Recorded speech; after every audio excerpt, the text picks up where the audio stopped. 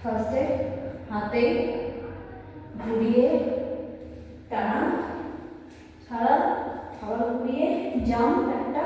বসা, তারপরে হাত আবার বসা, পা ঘুরিয়ে লক করে আনা, এইভাবে টেনে এই,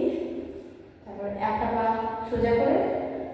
রোল করে অপর পাটা ফেলা,